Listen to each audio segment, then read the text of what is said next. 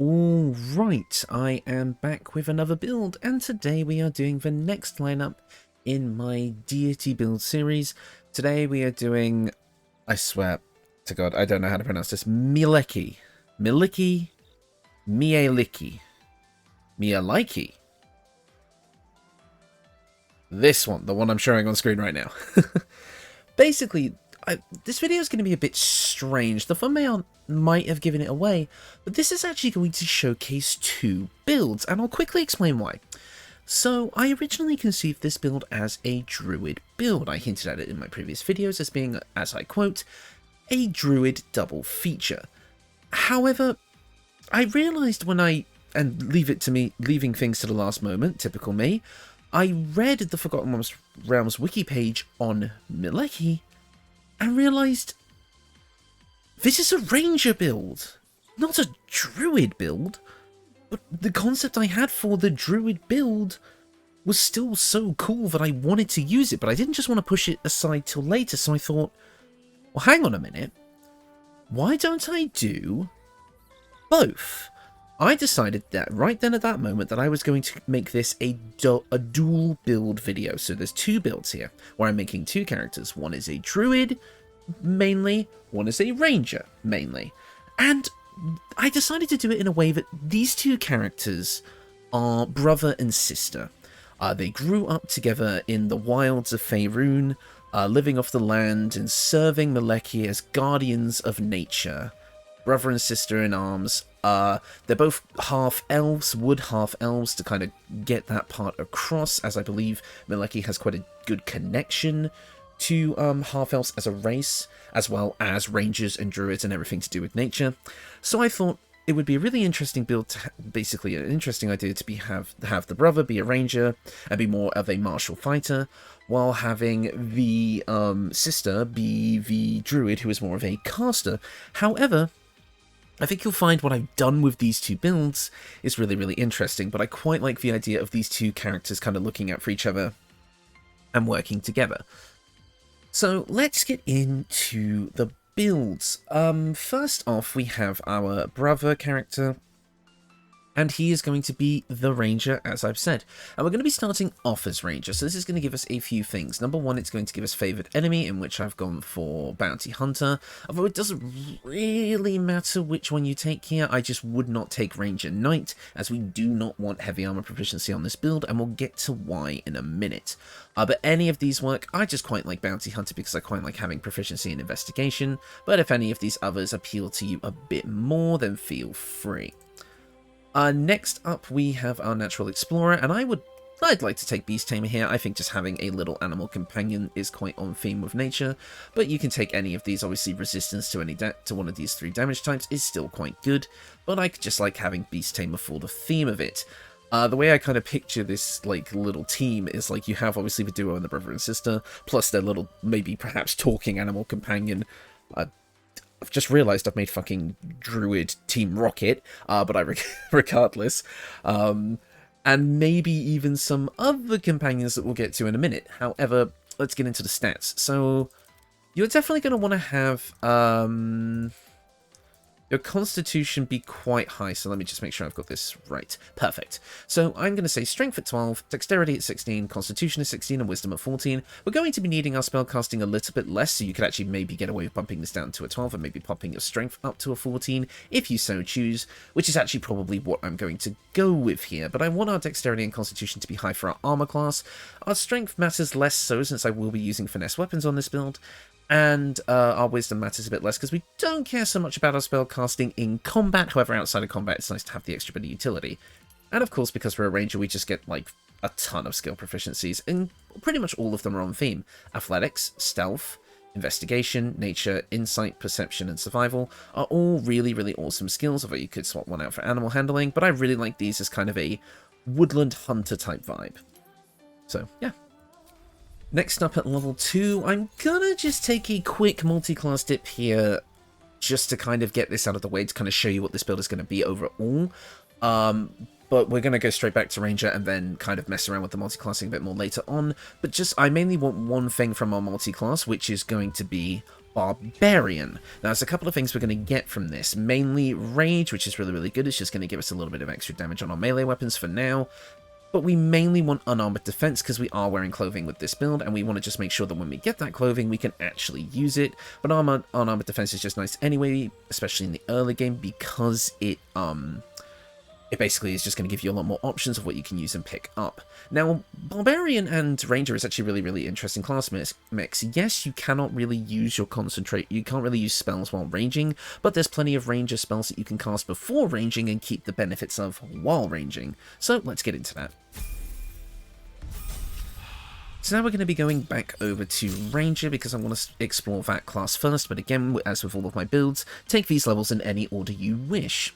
So, going back to Ranger, we're going to get a couple of things here, namely some spells. I'm going to recommend Long Strider and Enhanced Leap.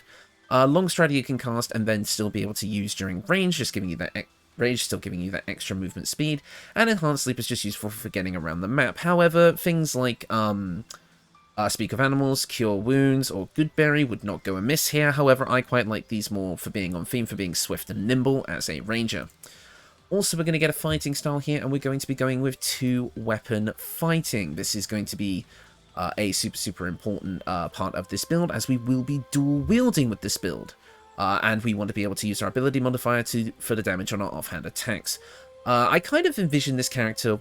Yes, we're going with a Barbarian, and unfortunately, while the actual animations and visuals of this game don't really allow for it, I would prefer this character, if we were playing D&D, to kind of have their rage be like a quiet rage, flavor-wise. Basically just being someone who, when they get angry, just goes real quiet, and then just starts kicking ass. And that's kind of what I would imagine this character to be. Again, obviously, we can't have a Barbarian in Baldur's Gate 3 without the big yelling, but that's just kind of how I would flavor it in my head. But it still works without the quiet rage aspect, but thematically it's what I would prefer. Next up, we're going to be a Ranger level 3. That means we're going to get our subclass. Now, overall, it isn't a huge deal what subclass you take. If you want just that little bit of extra companionship, go for Ranger. If you want to get something like Dread Ambusher and all that stuff from Gloomstalker, go ahead. But I'm actually going to go with Hunter here because I've never really used this subclass before and I wanted to explore it. And there's actually a feature that I think works kind of nicely with this build that I wanted to try out. First off, we're going to get another spell. Let's just take Speak of Animals because it's on theme. And next up, the Hunter's Prey. This is unique to Hunter, and we're going to be going with the Colossus Slayer option. Once per turn, your weapon attack deals an extra 1d8 damage if the target is below its hit point maximum. It's just extra free damage, no reason not to take this. Next up at Ranger level 4, we're going to be getting our first feat, and as much as it hurts to not get an ability to score improvement yet, I am going to be wanting that dual wielder feat as early as we can. It's going to give us a +1 to our armor class while wielding a melee weapon in each hand. And also we're going to be able to dual wield weapons that aren't light, which is going to be super important, so we want to pick this up as soon as possible. And finally, at Ranger level 5, we're going to be getting extra attack as well as a new spell. We want extra attack because we're a martial fighter, and we also have access to level 2 spells at this point. Really doesn't matter what you take whatever you like. I personally quite like Pass Without Trace, just because until you get into combat and start ranging, you get to make your whole party just that bit more stealthier, so it's definitely worth grabbing, I think. It's just as a thematic spell. I don't see much of a reason to go to level 6 of Ranger at least yet, so we might as well dip back over to Barbarian. This is where we're going to get Reckless Attack and Danger Sense. And I quite like Danger Sense because I feel like it's on theme. Being able to sense, I feel like being a ranger going through the forest as a guardian of nature, you're quick to pick up on things such as injured animals, or perhaps poachers, or something along those lines. So I really do like the idea of being able to sense danger and get advantage on dexterity saving throws against traps, spells, and surfaces. Also, Reckless Attack is a really good option, just allowing you to gain advantage on all attack rolls, only allowing your enemies to take advantage against you, but Barbarians are so tanky that especially in the later levels, that advantage against you isn't really going to matter as much. Next up at Barbarian level 3, we get to pick our subclass, and of course we're going with the Wildheart. Can you believe I actually haven't used this in a build yet? It's crazy. But Wildheart is really cool. You get to pick a bestial heart. Now, this build is not married to any particular bestial heart. Wildheart could actually go really, really well if you wanted to play into the theme of you and your sister kind of working together, as well as any other allies in the party. That could be really fun. Tiger Heart is really good if you want to be able to make enemies bleed and can synergize with the level 6 features. Elk, if you want to have faster movement speed and being able to knock enemies prone. Eagle Heart, if you want to be able to jump down from above and knock enemies prone. But I'm just going to go with the Bear Heart here because I feel like it is the most solid all-around strategy. While all of these other abilities can be somewhat situational, Bear Heart is always going to be useful. While raging, you can use Unrelenting Ferocity and have resistance to all damage against psychic damage, and Unrelenting Ferocity just gives you that little bit of extra healing. So basically, overall, Bearheart is always going to be useful in some shape or form, whereas I feel like the other bestial hearts are something I would have to make dedicated builds around to really allow them to shine. So I'm just going to go with the Bearheart here, but any of these could work if you wanted to kind of skew your strategy in their favour. Next up at Barbarian level 4, we're going to be getting our next feat, and I am going to be bumping our Dexterity up to 18 here. Definitely want to be able to do this so all of our weapons deal a bit more damage and we get that bonus to our AC, and we have a decent amount of well-rounded stats overall here, so want to pick that up. However, there are some other things you could do here, like Tough if you want more HP, but honestly, I quite like just getting this ability score improvement. Next up at Barbarian level 5, we are going to be getting extra attack here. Unfortunately, that does not stack, but we do get unarmored movement, meaning or fast movement even, meaning as long as we're not wearing heavy armor, we're going to be getting a bump to our movement speed, which is always nice for martials, just to be able to get in and start dealing that damage. Next up at Barbarian level 6, we're going to be getting another rage charge and also animal aspect.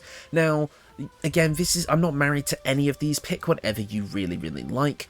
If you went with the Tiger, you could go with the Aspect of the Beast Tiger or the Wolverine. I mean, your Tiger Rage, my apologies, to be able to keep enemies in one position with Maim, or in the case of the Tiger, adding your Strength modifier to attack rolls against bleeding opponents. That is probably a pretty strong strategy. But again, overall, I feel like the other rages can be a bit more situational, but I think Tiger is second to Bear in having the most use cases, so you could definitely go with that strategy. But I quite like the Elk here. Again, just that extra movement speed feels really, really nice, and you also get to use this aura that gives you that movement speed buff to use yourself and your allies. Again, kind of playing into that brother and sister dynamic, so I'm just going to take this here, but again, pick up whatever you like. And finally, we have a choice here. We can go with Barbarian level 7, which will get us a bit more HP. We also gain a +3 bonus to initiative and can't be surprised. Or we can go back over to Ranger, getting another favoured enemy and Natural Explorer with a bit less HP, but only 1 point. Or you can find a level 1 multi-class that you like, maybe Fighter for the additional fighting style, maybe Rogue for sneak attack if you wanted to go with an opening round of sneaking before you rage. Nature Cleric could work here, obviously, if you wanted to get the Mielikki Deity and kind of get some cantrips here. Maybe the Conversation cantrips could work quite well, with some extra spells like Sanctuary and maybe Shield of Faith even, but obviously you can't really concentrate on that while raging, and Sanctuary doesn't really have a lot of uses, again, because it all conflicts with our rage, unfortunately. So it's up to you. I mean, my other build is going to have the multi-class with Cleric, so you don't need to take this here. Although, actually, now that I've said that, you could go with War Domain if you're not into the whole dual-wielding idea. But I think I might just keep this simple. And yeah, well, we can actually do a Nature Domain dip here. There's no features I desperately want from Barbarian or Ranger at level 7 or 6. So I feel like taking a little dip into Nature to get the Mielikki dialogue options for this character does actually make sense. Like I said, we're going to get our 3 cantrips that we like, being Resistance, Guidance, and Thaumaturgy. We get an extra Druid cantrip, so we could get something like Thorn Whip, but again, we can't really cast any of this while ranging, but Thorn Whip isn't exactly a bad cantrip to have. And also we get an extra ability here, which can only be Animal Handling, but I feel like that works anyway. And again, with our 2 prepared spells, you could probably just go with some healing spells to just be able to heal outside of battle, or maybe something like Sanctuary, like I said before, could also work. So yeah, actually getting the dialogue options for that 1 level dip is probably the best way to do it. Or getting that bonus to initiative from Barbarian. Up to you.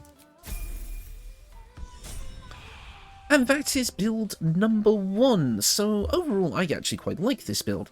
You obviously just get to combine some cool aspects of both Ranger and Barbarian. You get to be a battle rager with a little bit of utility spells mixed in there for outside of combat, and then being able to go in whole hog in combat, being able to use dual wielding to get off a ton of attacks, and your rage is going to really bump that up, while also being super tanky. Again, this character could kind of be the guy who got really, really strong so he could protect the forest and his sister and all that sort of thing. You know, typical anime sibling protagonist sort of thing.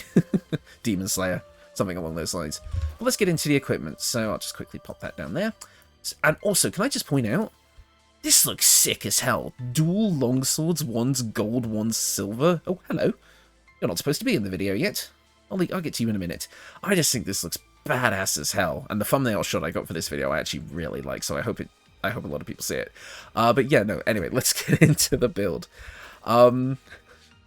So this is just some kind of basic equipment that you can swap out. I haven't gone for any particular amulets or rings here because I didn't find any that really spoke to me right off the bat. So this is kind of a free reign to play with kind of as you go through. But let's get into the equipment. The Cap of Wrath. During combat, when the wearer starts their turn with 50% hit points or less, they gain Wrath for 2 turns. This is just kind of like, hey, it's an extra thing that allows you to get a little bit more damage because Wrath gives you a +1 damage to your bonus for your melee weapons. So being able to just kind of build up a little bit of extra damage when you hit low health is okay, but honestly exchange this for anything you like. There's a ton of useful things in Act 3 you could get. No specific cloak, but as always, something like the Cloak of Protection would not go amiss.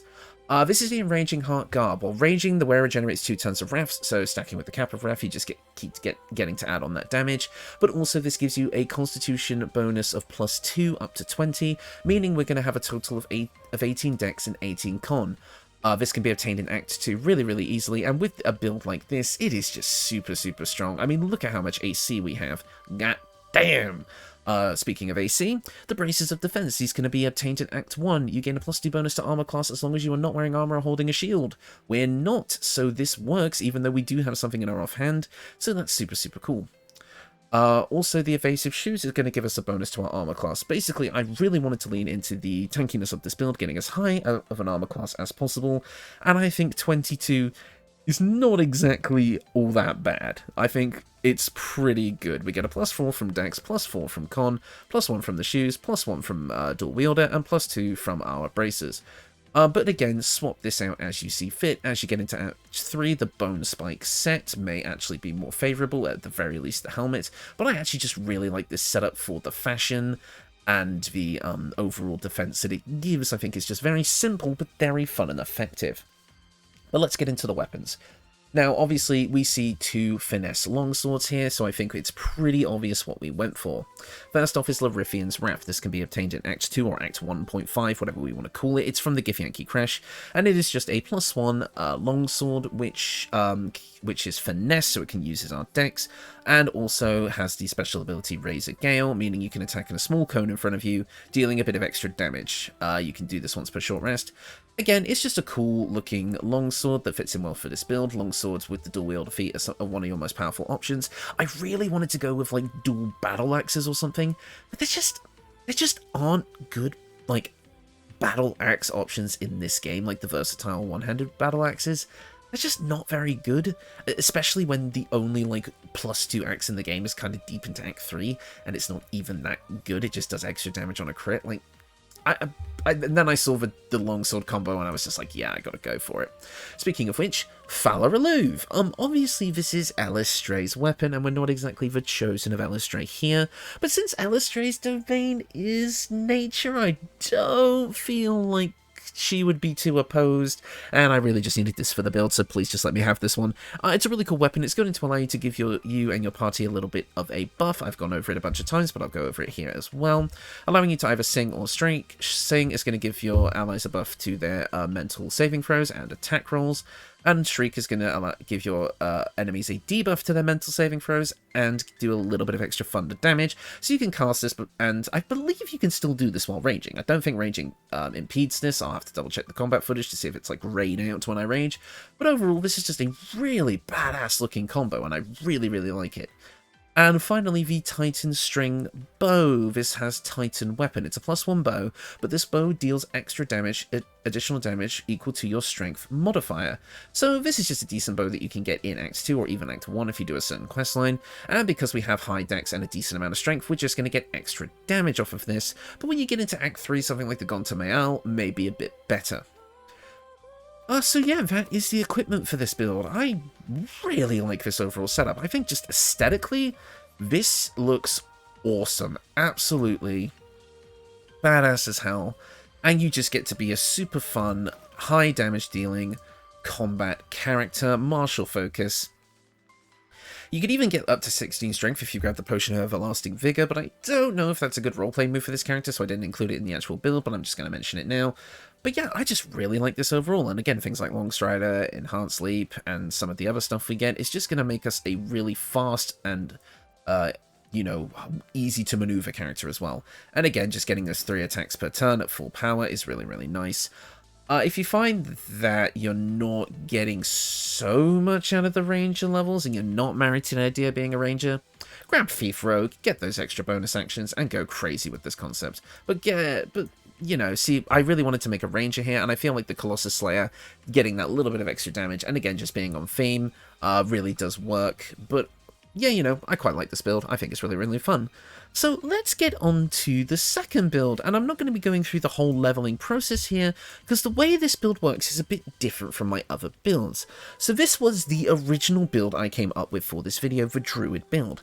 And it's kind of a build request as well, because I was asked to do a good aligned summoner build. So with my Evil Dead being kind of an evil necromantic summoner, I was asked to do a good one, and I thought, well, one of the best summoners in the game that gets the most summon spells is Druid, so I wanted to do something with that. And that's when I kind of got the idea to make it a bit of a deity build, and so here we are. Basically, this build is super, super simple. We are going with, if I just pull up the character sheet, we are going with 1 level of Nature Cleric, so to start off for certain weapon and armor proficiencies, but also being able to get Mielikki's dialogue options and some extra Druid spells. We're also going 1 level of Fighter for the Defense Fighting style. This is going to give us a bit of a buff to our AC, which is going to be important in a minute. And then we go the rest of our levels into Moon Druid, getting the best out of our wild shape. I believe this is going to be a wild shaping character. But it's also quite important that there's 2 feats you pick up here. The first one being Tavern Brawler. When you make an unarmed attack, your strength modifier is added twice to the damage rolls. This works with wild shape and uses your wild shape stats. So the reason the stat spread on this build looks a bit weird, we're going with an 8 strength, 10 dex, 14 con, and then all of our mental stats are kind of in the higher area, with wisdom being the highest, is because these 3 stats are the only ones that matter when you wild shape, because all of these stats are going to be substituted with the wild shape stats. So basically, once you've kind of casted all your spells, done all of the dialogue stuff, I believe this character would be better for doing dialogue, whereas this one over here would be better for fighting, or just like doing high damage. This one is going to be taking up the conversation, so the sister kind of does the talking for the group, which I think is kind of fun. Perhaps the brother is a bit of a dolt. But basically what this build is going to mainly focus on, or at least this showcase, is that the equipment obviously doesn't really matter because not a lot of armor and equipment works with wild shape. But I'm going to show off basically kind of a cool thing that you can do with wild shape and summoning that I think is quite interesting. So let's get into the equipment real quick. So we have the Shapeshifter Hat. Increase your wild shape charge by 1. Cool. We just get an extra wild shape. Nothing wrong there. Next up, the Armour of Moonbasking. You gain 22... With this armor, you gain 22 temporary hit points after casting Wild Shape, and while those temporary hit points are active, reduce all incoming damage by 1. Pretty good. Makes our Wild Shape even tankier.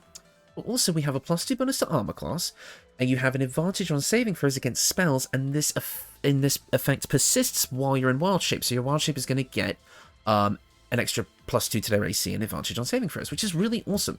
So these are one of the only 2 pieces of main equipment that work with wild shape.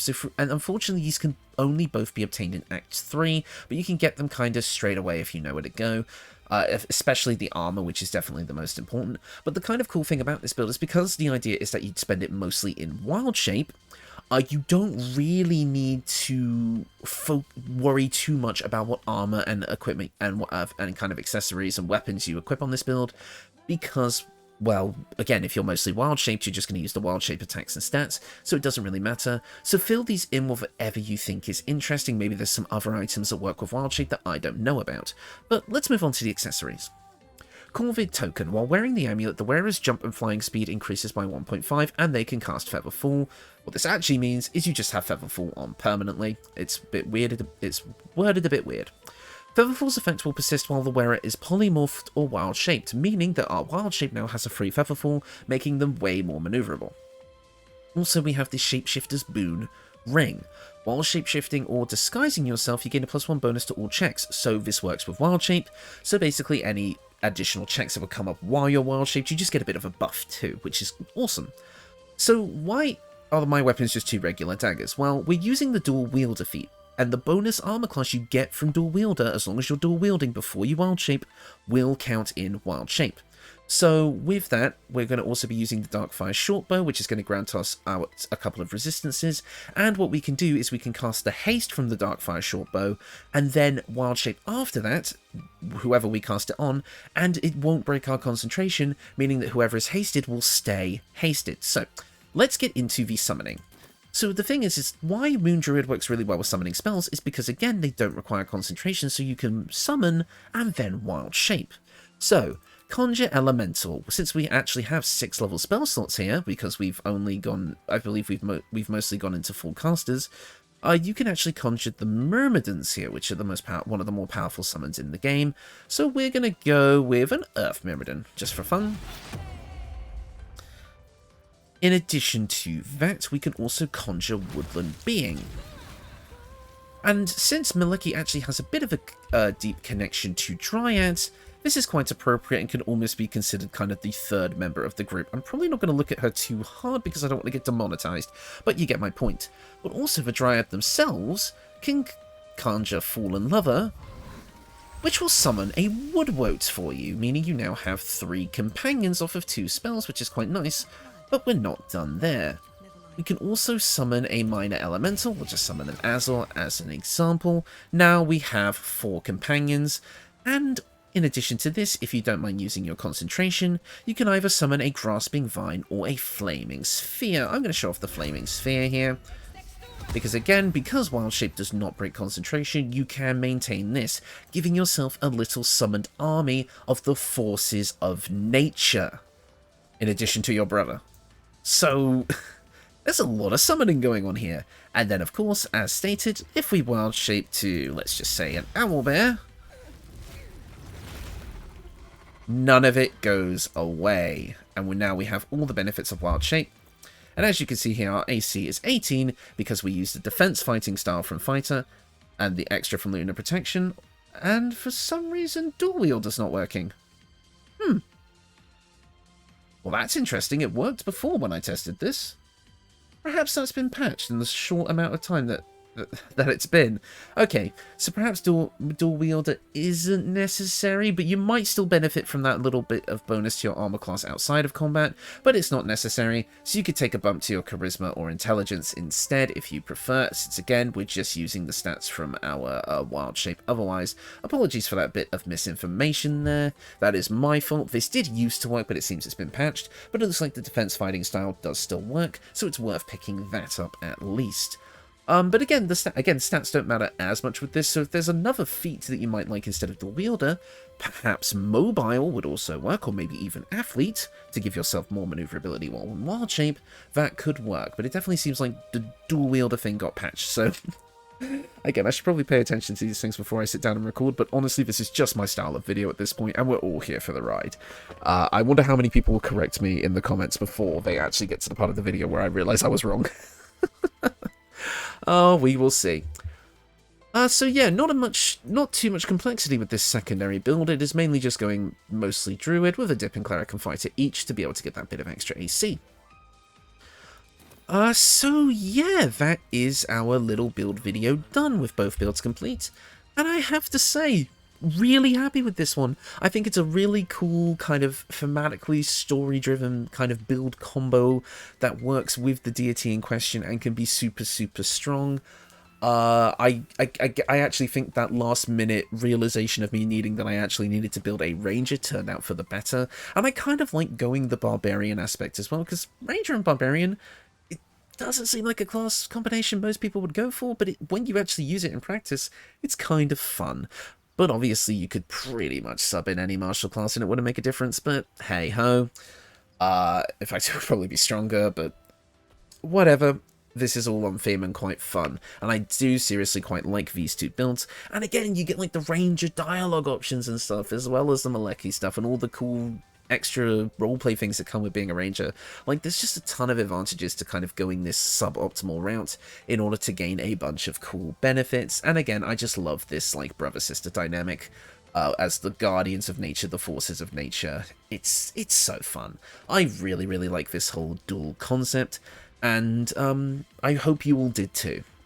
So, a couple of housekeeping notes as usual, and I'm kind of enjoying using these like end of video segments to kind of talk about how my previous video did. And I must admit, after the kind of low performance of the Mystery Inc. video, I was kind of like, I'm not too sure like what much I'm really doing with this anymore. And then I uploaded the Ghost Flame Blade video, and that just skyrocketed. I think it's seen the fastest growth of any video on my channel. It is already at 8k views in less than 24 hours, which is a new record for my channel, and YouTube was very clear to make me know this. And I think it came from a combination of a lot of people talking about how Flameblade actually works, because there was a bit of confusion as to whether or not it's a weapon attack or a spell attack and what works with it and what doesn't, and we all kind of did some testing and came to a consensus. And I think, and it was just a really, really fun discussion. Everyone was really interested in talking about Flameblade and the build itself. And shout out to my Australian viewers, which I've learned I have. There was 2 people who commented on the fact that they were watching from Australia, and my whole theme concept of like fire and rot being a part of the cycle of life is apparently actually a pretty... I'm not going to say it's like a pretty big deal in Australia, but apparently it's pretty a big part of nature over there, which was actually just really cool to learn, and I felt like it was awesome that I kind of got something on theme with my build that has a real world equivalent. So shout out to my Australian viewers, you guys are awesome. I hope you guys continue to watch it, like, whatever weird time of the day you do. But obviously, it's time for the next episode preview, and, well, I've kind of got a couple of interesting ideas for 2 new builds, but I'm not quite sure which one I want to go for yet.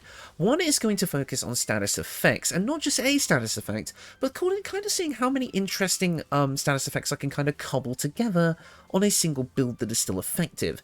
That might be the one I do tomorrow, but I'm not quite sure. That's sort of in the works. I have a couple of others. Somebody has requested I do a Zelda build, basically a build based on Link, and I'm kind of coming up with ways of doing that. So look forward to that. That might come in the near future. I'm kind of gonna push that one up the schedule a bit. But my next deity build, I'm not 100% sure yet. I think I might try and kind of balance out the good deities with maybe another evil deity. I'm just going to kind of scroll through the list here to kind of remember what we've got here. I've had a few requests, and you know what? Now that I look at this list and I've kind of gone over it, if we're going to do an evil entity, let's do the evil entity. The next deity build is going to be Tiamat. I've kind of already done a draconic paladin for Bahamut, so let's go with something similar but not quite the same for Tiamat. Oh, I think I'm gonna like this one, actually. I think I'm gonna like this one a lot. So yeah, can't wait to hear the scoop on Tiamat. Let me guys know what you think about that deity and how I should probably build them, but I think I've already got a pretty good idea. So yeah, that is going to be me for now. Thank you all so much for watching, and I hope you enjoyed.